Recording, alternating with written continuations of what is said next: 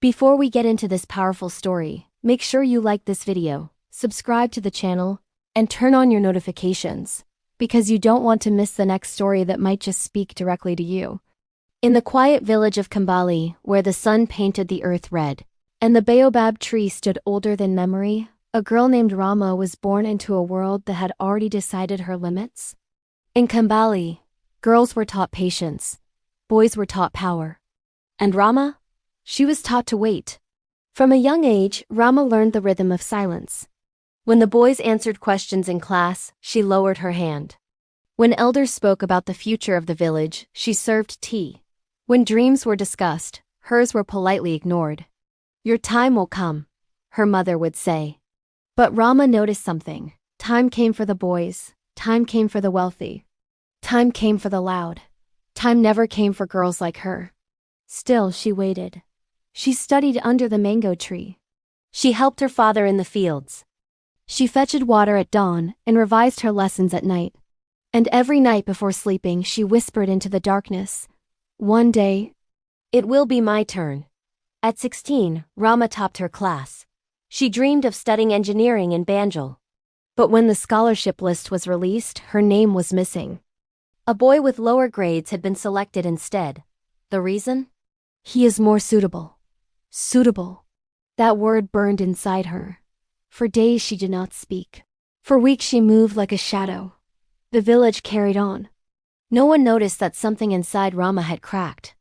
Until one evening beneath the baobab tree, as the village elders discussed repairing the broken road that isolated Kambali during the rainy season, the men argued.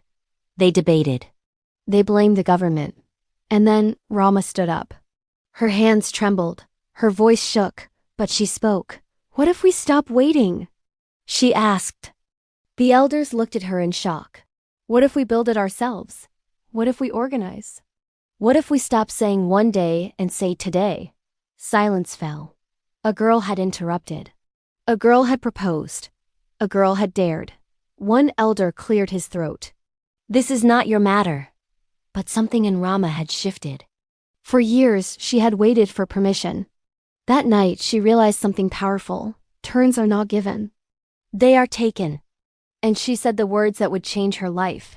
"No, it is my turn." The next day, the whispers began. "She thinks she is a man. She is too forward. She will fail." But Rama began organizing the youth anyway.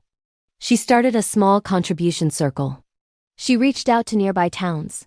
She contacted local officials in the Gambia. She faced rejection. Doors closed in her face. Letters unanswered. Mockery. But she did not return to silence. Because once you taste your voice, you cannot swallow it again. Months later, something incredible happened. An NGO noticed her persistence. A local radio station interviewed her. Support began to grow, not because she was loud, but because she refused to disappear. The road construction began with community labor. Women carried stones, youth mixed cement. Even some of the men who once laughed joined quietly. When the first vehicle drove smoothly across the finished road, the entire village gathered. The same elders who silenced her now called her forward. "Speak," they said. And Rama stood beneath the baobab tree once more. But this time, no one interrupted. The sun was setting. Golden light washed over the village. Rama looked at the children watching her, especially the girls. And she said, "For years I waited for my turn. I waited for someone to choose me. I waited for someone to believe in me. But I learned something." She paused. "You do not wait for your turn, you create it." The camera pulls back. The new road stretches into the horizon. Dust rises like a promise. And the narrator closes. They told her to wait. She decided. They told her to be silent. She spoke. They told her it was not her time.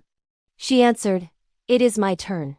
If this story touched you, don't just watch and leave. Like this video. Share it with someone who needs it. And tell me in the comments what part spoke to you the most. And if you're new here, welcome, subscribe, and join the family.